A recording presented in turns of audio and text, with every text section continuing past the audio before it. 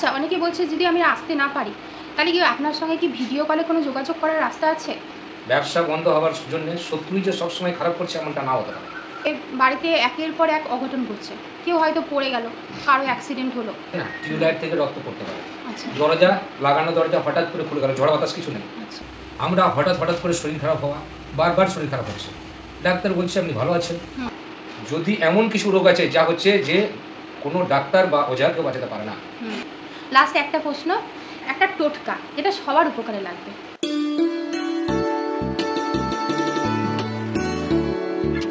নমস্কার দর্শকবৃন্দ, টুনাই official AG চ্যানেলে তোমাদের সকলকে স্বাগত জানাই। সকলকে জানাই বিজয়ার প্রীতি এবং শুভেচ্ছা, অভিনন্দন। সকলে নিশ্চয়ই ভালো আছেন। আমি আজ চলে এসেছি তোমাদের আবারও রিকোয়েস্টে তন্ত্র সাধক নারায়ণ বাবার কাছে। ওনার কাছে এসেছি আপনাদেরই কিছু প্রশ্ন তুলে ধরব, তাছাড়াও প্রয়োজনীয় এবং সুবিধার্থেও আমি কিছু নিজের থেকে প্রশ্ন ওনার কাছে করব। ভিডিওটা কন্টিনিউ দেখবেন, কোথাও স্কিপ করবেন না। এখন সরাসরি চলে যাচ্ছি তন্ত্র সাধক নারায়ণ বাবার কাছে। হ্যাঁ, নমস্কার। শুভ বিজয়া। শুভ বিজয়া। সকল ভক্তদের সবাইকে আমার আন্তরিক শুভেচ্ছা, ভালোবাসা, বড়দের আমার প্রণাম, সবার জন্য রইল আশীর্বাদ। আচ্ছা বাবা, মন্দিরে তো অনেক ভক্তই আসে, তো যারা দূরে থাকে, অনেক দূরে, ধরুন ভারতের বাইরে যারা আছে, তো তারা অনেকেই জানতে চাইছে যে এখানে যে তারা আসবে, এখানে কি কোনো ব্যবস্থা আছে যে মানে থেকে আপনাকে দেখানোর মতো কোনো ব্যবস্থা আছে? না, এখানে দূরের মানুষের জন্য আমার কাছে এখানে কোনো ব্যবস্থা নেই এখন পর্যন্ত। না এখানে লজ পাওয়া যায়, না আমার সেরকম বড় কিছু ঘর বাড়ি আছে যা আপনাদেরকে ক্ষণেকের জন্য রাখতে পারবো। আমি বলবো আপনারা যারা দূর থেকে আসছেন তারা যদি দেখাতে চান, আমি যত সম্ভবই চেষ্টা করব সকাল করে ছাড়া। আপনারা ট্রেনে বাসে এসে আপনারা যত তাড়াতাড়ি পারবো আমি ছাড়ার চেষ্টা করব, কিন্তু থাকার কোনো জায়গা নেই আমার।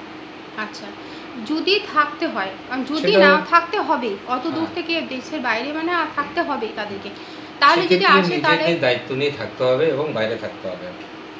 বাইরে কোথাও হোটেল ভাড়া নিয়ে একদিনের জন্য থাকলো কি স্টেশনে থাকবো সেটা তাদের ব্যাপার। স্টেশনের আশেপাশে হ্যাঁ থাকতে পারবে, লজে কোথাও গিয়ে থাকতে পারে। কিন্তু আমার এখানে আমার মন্দির চত্বরে আমার হেফাজতে আমি রাখতে পারবো না কাউকে। এখনো সেই ব্যবস্থাটা হয়ে ওঠে না, এখনো সেই ব্যবস্থা হয়ে ওঠে। আচ্ছা, অনেকে বলছে যদি আমি আসতে না পারি তাহলে কি আপনার সঙ্গে কি ভিডিও কলে কোনো যোগাযোগ করার রাস্তা আছে? ওনারা অনেকেই আমাকে বলছে যে অনলাইন যদি আমরা পেমেন্ট করে দিই, অনলাইন পেমেন্ট করে যদি আপনার কাছে কোনো সুবিধা পায়, কোনো কিছু যদি কোনো সমস্যা আপনাকে বলে, আপনি দর্পণ দিয়ে এখানে দেখে নিয়ে সেই ব্যবস্থাটি কি করে দিতে পারবেন? আমি প্রথমেই বলবো অনলাইনে যেমন টাকা পয়সা পেমেন্ট করা যায়, দেখেও দিতে পারবো, কিন্তু কোনো কিছু যেটা প্রয়োজনীয় জিনিস, যে আমি প্রথমেই যে ভিডিওতে কথা বলেছি তন্ত্র মন্ত্র যন্ত্র একাত্র করে হচ্ছে আধ্যাত্মিক শক্তি, এই যে কিছু জিনিস যে আমি দিয়ে পাঠাবো যে পড়াবার জন্য, এতে এই জিনিসটা আমি আপনাকে না পড়াতে পারলে ওটা কাজই হবে না। যার জন্য আমি বলবো যে পারলে সশরীরে আসুন, অনলাইনে এগুলো হয় না। আর অনলাইনে আমি মনে করি কারো কাছে করাবেন না, তারা প্রতারিত হতে হবে। আমি এটা বলবো সবাইকে যে দেখুন সশরীরে আসুন, এসে ওগুলো আপনি হাতে নিজে হাতে বেঁধে, একটা কবচের দরকার হয়েছে এটা বেঁধে নিয়ে যান, একটু গোলাপ জলের দরকার হয়েছে আপনি নিজে এটা নিয়ে যান, এটা সব থেকে ভালো। আমি কুরিয়াতে পাঠিয়ে দিলাম, কার ঘাড়ের মাল কার ঘাড়ে গিয়ে পৌঁছাবে এ বড় মুশকিল হয়ে যায়, ওদের হিতে বিপরীত হতে পারে। এটা আমি অন্তত করব না। আপনারা সশরীরে আসুন, আমি আমার যতটা আছে ক্ষমতা আছে, মায়ের দেওয়া ক্ষমতা, সেই ক্ষমতার দ্বারাই আপনাকে আমি একদম মানে প্রস্তুত করার চেষ্টা করব। একজন প্রশ্ন করেছে যে তার ব্যবসা প্রথমের দিকে ভালোই চলছিল, হঠাৎ করে কিছু মাস যাবৎ ব্যবসাটা ভালো মতো চলছে না, তার জন্য কি দেখে আপনি বুঝতে পারবেন? একটা প্রথম বলবো যে যেই দোকানটাতে আপনি ব্যবসা করছেন, যেখানে বসে টাটে, সেই টাটের ওখান থেকে কিছু ধুলো বা মাটি নিয়ে আসুন, এটা এক। দ্বিতীয়টা বলবো বাড়িরটাকেও নিয়ে আসুন ধুলো বা মাটি। তৃতীয়টা বলবো নিজের সশরীরে আসুন। ব্যবসা বন্ধ হওয়ার জন্য শত্রুই যে সবসময় খারাপ করছে এমনটা না হতে পারে, আপনার কপালের জন্যও হতে পারে। আপনার কোথায় কোন গ্রহ কোথায় এখন বসবাস করছে সেটা আমাকে দেখতে হবে, কোথায় অবস্থিত আছে সেটা দেখার পর তাকে সেরকমভাবে আমাকে ব্যবস্থা করে দিতে হবে। এটা গ্রহের কারণের জন্যও হতে পারে, পায়ে ছায়া গ্রহের জন্যও হতে পারে।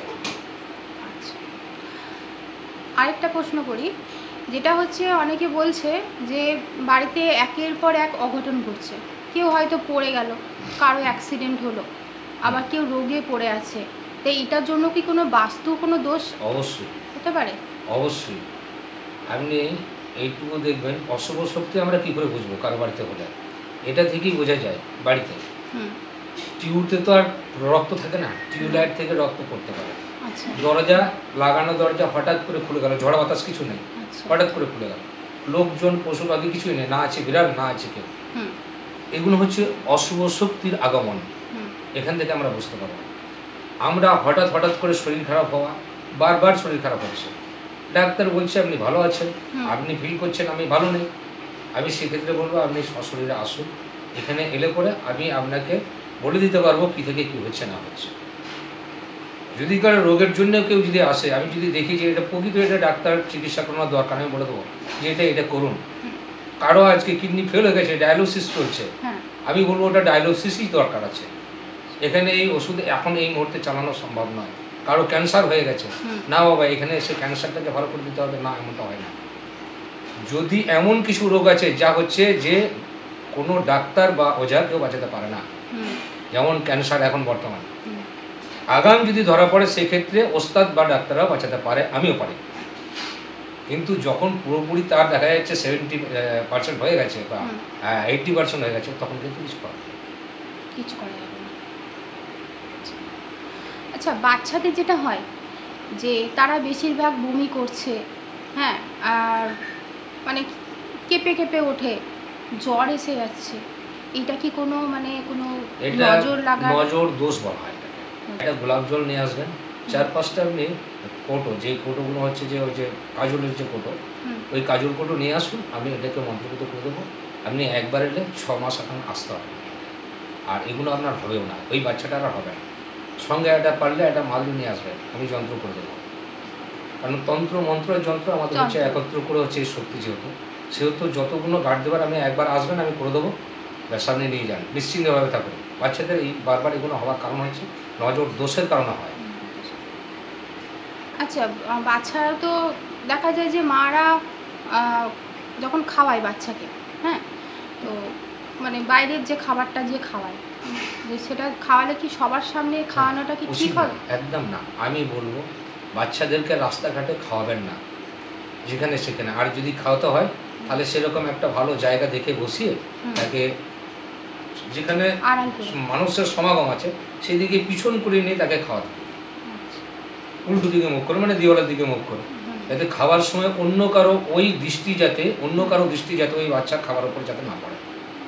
তাতে কি হবে, তাতে ওর কোনো রকম যে দৃষ্টি, যে এখানে যে নজর দোষের ব্যাপারটা, এটা আর আসবে না কখনো। এইগুলো করতে থাকুন, তাহলে পরে দেখবেন এটা আর হবে না। আরেকটা প্রশ্ন, অনেক বাচ্চা আছে স্কিনের কোনো দোষ থাকে, মানে স্কিনে যাই তেল মাখালেও হয়তো কোনো র্যাশ বেরিয়ে যাচ্ছে, সেরকম কাজল হয়তো চলে না, তাহলে সেক্ষেত্রে কী করবে সে? সেক্ষেত্রে বলবো গোলাপ জল আছে, বা যেই তেল আপনার বাচ্চাকে আপনি ব্যবহার করাচ্ছেন হুম। সেই তেলটা নিয়ে আসুন।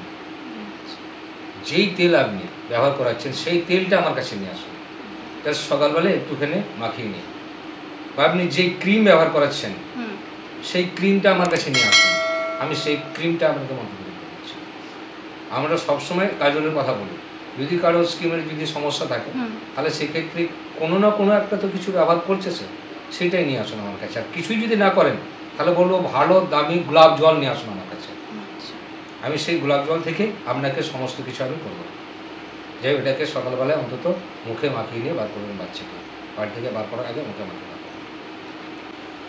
লাস্ট একটা প্রশ্ন, যেটা হচ্ছে যে একটা টোটকা যেটা সবার উপকারে লাগবে, যে কোনো সেই বাচ্চার নজরদোষ কাটানোই হোক, বা কোনো অসুখ বিসুখের ক্ষেত্রেই হোক, বা কোনো মেয়ের বিবাহের বাধাই হোক, যে কোনো একটা টোটকা যেটা আপনার মনে হয় সবার সুবিধার্থে। আমি বিশেষ করে বাচ্চাদের যেটা হয় হুম বলবো, বাচ্চাদেরকে সকালবেলায় বাড়ি থেকে বার করার আগে হুম আপনার যদি কোনো কিছু যদি না পড়াতে পারেন, আপনি এই যে বাঁ হাতে কুড়ি আঙুলে হুম এখান থেকে বাঁ পায়ের গোড়ালি থেকে হুম একটু ওখান থেকে ধুলো থাক বা না থাক, বাঁ পায়ে এরকম এখান থেকে এরকম ঠেকিয়ে নিয়ে বাচ্চাটার কপালে ঠেকিয়ে দিন, হুম, আপনার বাচ্চারা নজর দোষ লাগবে লাগবে না। সবাইকে আমার প্রণাম, শুভেচ্ছা, ভালোবাসা আরেকবার। সামনে আসছে দেওয়ালি। হ্যাঁ, যাই হোক, সে পর্যন্ত সবাই মিলে ভালো থাকবেন, সুস্থ থাকবেন।